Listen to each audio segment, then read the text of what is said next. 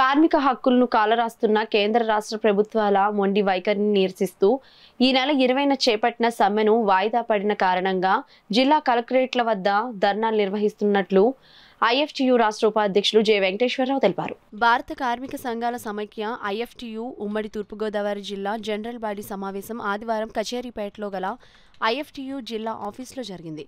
ఈ సమావేశంలో ఐఎఫ్టియు రాష్ట్ర ఉపాధ్యక్షులు జె వెంకటేశ్వర్లు, జిల్లా నాయకులు జి రాజ్కుమార్, జై దుర్గారావు, ఎస్ రాజేష్, గణేష్, తలుపులు ప్రసాద్, చందర్రావు, మహేష్, బంగారాజు తదితరులు పాల్గొని ప్రసంగించారు. ఈ సభలో వెంకటేశ్వర్లు మాట్లాడుతూ దేశంలో యుద్ధ వాతావరణం కొనసాగుతున్న కారణంగా మే 20న జరగాల్సిన సమ్మె కేంద్ర కార్మిక సంఘాలు వాయిదా వేశాయని, మే 20న సమ్మె వాయిదా పడిన కారణంగా కలెక్టరేట్ల వద్ద కార్మిక డిమాండ్లపై ధర్నాలు ప్రదర్శనలు చేయాలని పిలుపునిచ్చారు. కేంద్ర కార్మిక సంఘాలు సార్వత్రిక సమ్మెను జూలై 9న చేయాలని నిర్ణయించాయని తెలిపారు.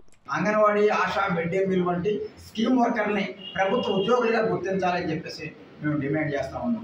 ప్రతి కార్మికుడికి, ప్రతి ఉద్యోగికి నెలకి 26,000 రూపాయలు జీతం తగ్గకుండా, ఆ పైన ఎంతైనా ఉండాలి కానీ 26,000 రూపాయలు తగ్గకుండా ఉండాలని చెప్పేసి మేము డిమాండ్ చేస్తాము.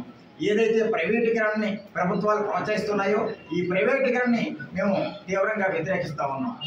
విశాఖ ఉక్కు ప్రైవేటీకరణ కానీ, రైల్వేల ప్రైవేటీకరణ కానీ, బ్యాంకుల ప్రైవేటీకరణ కానీ, ఎల్ఐసి ప్రైవేటీకరణ కానీ, ఈ సమస్త ప్రైవేటీకరణ అనేది ప్రభుత్వ రంగాన్ని నాశనం చేసి ప్రజా వ్యవస్థని నాశనం చేసేది.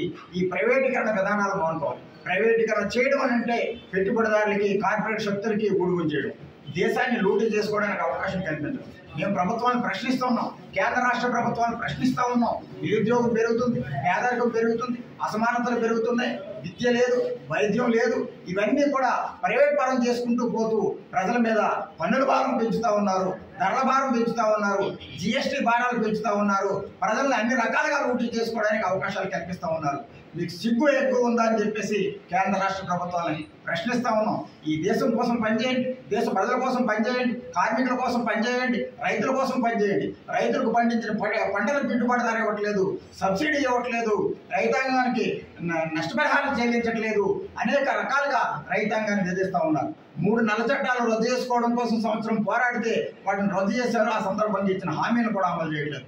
అందుకని ఎన్ని డిమాండ్లతోటి జూలై 9న జరిగే దేశవ్యాప్త సార్వత్రిక సమ్మెలో ఐఎఫ్టియు శ్రేణులు, కార్మిక వర్గం పెద్ద ఎత్తున పాల్గొని విజయవంతం చేయాలని, ప్రభుత్వాలు అనుసరిస్తున్న కార్పొరేట్ అనుకూల విధానాలకి త్రిప్పుకొట్టాలని, ప్రభుత్వాలు మెడలు ఉంచి కార్మిక చట్టాలను అమలు చేయించుకోవాలని, లేబర్ కోడ్లు రద్దు చేయించుకోవాలని ఈ సందర్భంగా మేము డిమాండ్ చేస్తాం.